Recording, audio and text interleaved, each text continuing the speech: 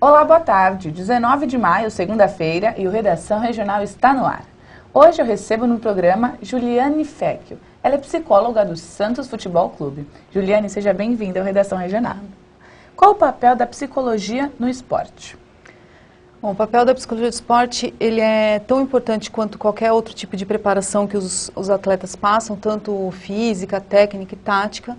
E nós, psicólogos, a gente trabalha para fazer com que os atletas eles vivenciem os treinamentos e as competições com menos ansiedade, menos estresse e maior bem-estar. Além disso, a gente trabalha diretamente para dar assessoria ao treinador em relação às questões emocionais e comportamentais e contribuir com toda a comissão técnica em relação a essa parte também. Sim, você atua nesse trabalho sozinha ou tem uma equipe? Então, no profissional eu sou sozinha. E nós temos um psicólogo que trabalha nas categorias de base. Entendi. E no dia a dia, qual o trabalho que você realiza com os jogadores diariamente? Então, o meu trabalho, ele é um trabalho que a gente chama de preventivo. Ele não acontece só em situações, por exemplo, de pré-competição, é um trabalho que ocorre durante todo o ano. Então, a gente começa na pré-temporada, já quando eles estão concentrados a fazer as avaliações. Eu aplico testes psicológicos, faço todo um psicodiagnóstico, uma avaliação psicológica e vou observando. Então, eu observo eles nas situações de treinamento, vou aos jogos e acompanho os jogos, fico com eles na concentração, participo da rotina diária e essas observações elas vão me dando instrumentos para intervir. Então, eu junto o resultado das avaliações, as observações que eu fiz, a demanda que vem para mim, tanto da parte deles, como do treinador e comissão técnica, e aí então eu desenvolvo o trabalho em cima disso. Entendi. E às vésperas de uma competição onde os nervos estão mais à flor da pele, qual é o seu papel? Então, na verdade, como ele é um trabalho que ele acontece no dia a dia, a gente não vai mudar o trabalho por causa de uma competição. O enfoque daquele trabalho passa a ser, então, a competição. E aí eu tento sempre fazer um bate-papo em grupo, para trabalhar as questões que envolvem o coletivo e faço os atendimentos individuais de acordo com a demanda. Então, se tem um atleta que está muito ansioso por causa daquele jogo específico, se tem um atleta que está com baixa autoconfiança, então a gente vai trabalhar diretamente nesses individualmente, pontos. E você ajuda a digerir uma derrota?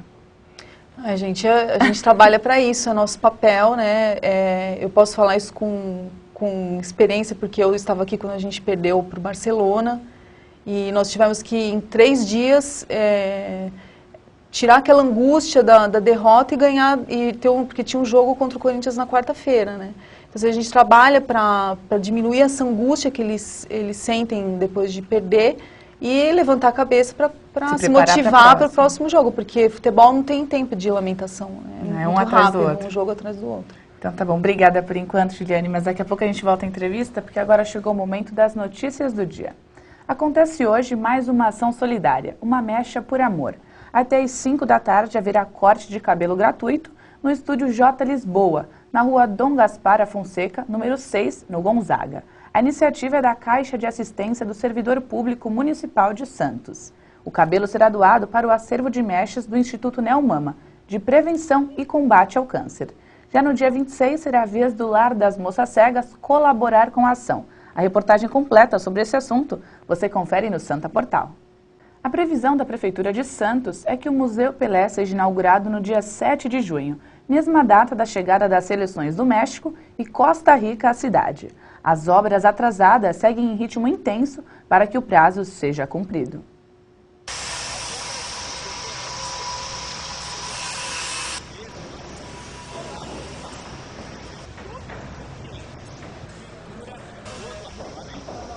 Essa parte toda da museologia, como dependeu de recursos públicos do governo federal, então tivemos aí a necessidade de fazer licitações, e cada licitação dessa sempre pode gerar um problema, uma contestação, uma demora. Então isso tudo nos preocupou muito, porque estávamos já com o calendário apertado.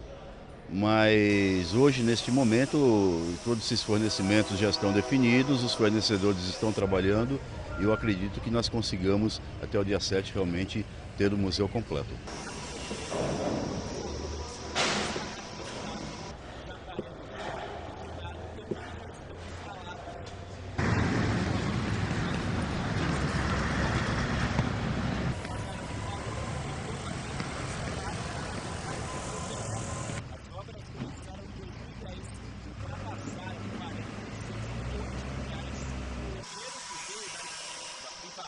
Eu diria que a importância vai ser grande para o Brasil.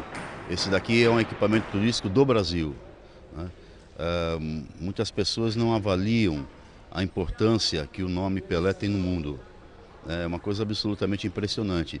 E para Santos e região, sem dúvida nenhuma, porque nós vamos passar a receber um volume de visitantes, de turistas, não só do Brasil, mas de diversos cantos do mundo. Após a finalização da obra, entra a fase da museologia, que é a implantação do acervo aqui no Museu Pelé. Vão ser mais de 2.500 itens que vão contar a história do rei do futebol, entre camisas da seleção, do Santos, chuteiras, troféus, todos objetos adquiridos durante a carreira do jogador. Juliane, na época do Pelé não existia esse acompanhamento com um psicólogo tão de perto num time de futebol. Quando que se tornou necessário essa presença mais de perto? Então, na verdade, nós já tínhamos um psicólogo na década de 50, que foi o pioneiro aqui no Brasil, que começou a trabalhar com futebol e fazendo alguns trabalhos muito pontuais e não muito divulgados. Então, a gente começa a se estabelecer, é um momento que a psicologia ela avança como ciência, como profissão e começa, então, a atingir as diversas áreas de conhecimento. E aí entra o esporte dentro desse contexto. Então, assim, apesar de ser uma área que ela ainda é pouco divulgada, muitos clubes não têm ainda, não contratam, ela tem conquistado espaço em função da demanda que está aparecendo. Então, os jogadores que às vezes apresentam problemas, às vezes psicopatológicos, né, como a gente pode observar alguns exemplos de jogadores que vão morar fora do país e acabam não se adaptando. A cobrança, ela, ao longo do tempo, ela aumentou. Assim como o futebol ele se modificou um pouco em relação a isso. Sim, e também a maioria dos atletas é de origem humilde e tem uma ascensão social muito rápida. Você ajuda nesse acompanhamento, nessa mudança de realidade?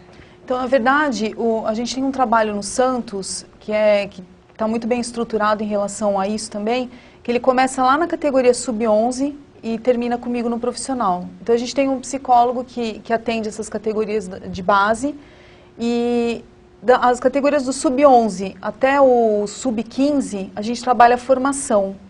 E quando a gente está trabalhando a formação, a gente já está atento para essa questão. Então, estamos formando um cidadão, inicialmente, né? Porque o clube ele tem muita responsabilidade, porque essas crianças elas ficam muito tempo com a gente no clube, né?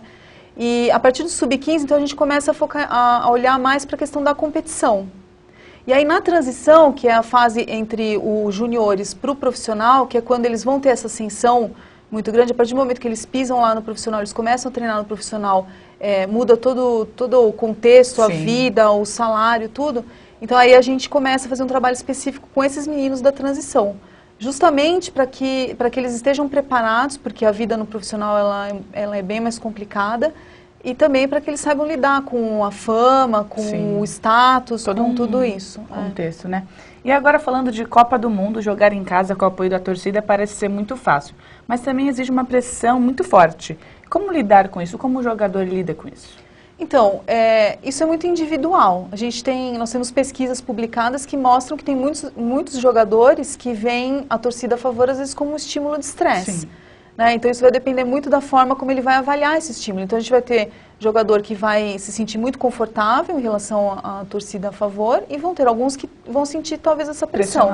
Né? Então, esse é um trabalho que ele tem que acontecer ao longo do tempo, é o ideal. Então, esses atletas que estão participando de uma Copa do Mundo, teoricamente, eles estão bem preparados para isso. Então, eles já são atletas com experiência, que jogam em outros países, mas que vai ser uma pressão acima da média porque a gente está jogando em casa. Sim. Eu sei que a seleção brasileira ela conta com um psicólogo, inclusive uma psicóloga muito, muito renomada, uma pessoa bem competente mesmo, que vai estar fazendo as avaliações e vai estar trabalhando para que essas questões elas sejam vivenciadas da melhor forma possível. Juliane, você já trabalhou com o craque Neymar. Ele disse semana passada que não precisa de psicólogo, que quer ser feliz e está pronto para a Copa. Comenta pra gente sobre isso. Então, eu acredito que quando eles falam eu não preciso de psicólogo e tal, é porque às vezes associam um pouco a figura do psicólogo com a questão da loucura, daquela confusão que a população em geral faz. A gente tem trabalhado muito para mudar isso, não só dos atletas em si, como da população em geral, de que psicologia não é isso. E, na verdade, ele é um atleta que ele realmente, não que ele não precise, a gente trabalha para melhorar os atletas que a gente observa que tem uma habilidade muito boa. Sim. A gente aproveita essa habilidade para trabalhar outras e para ajudar no coletivo, tudo. Então, assim, eu acho que o comentário dele foi mais ou menos relacionado a isso. Um atleta, dificilmente ele percebe que ele precisa de alguma coisa. E esse atleta em específico, o Neymar, ele tem realmente habilidades psicológicas muito boas. Ele é realmente um talento esportivo. Um talento esportivo, ele não é só habilidade física, habilidade técnica. É um contexto, né? É habilidade psicológica também. Então, assim, as pessoas têm me perguntado muito sobre isso. Será que ele vai aguentar essa pressão? Porque a pressão vai ser maior em cima dele, possivelmente. E eu acredito que ele vai, sim, aguentar, porque ele é diferenciado em relação às habilidades e capacidades psicológicas também. É isso que todo mundo espera. Juliane, obrigada pela sua entrevista, por todas essas informações e por ter explicado a psicologia no esporte que muita gente desconhece, né? E o Redação Regional de hoje fica por aqui, mas amanhã eu estou de volta às 1h15 e espero você. Tchau!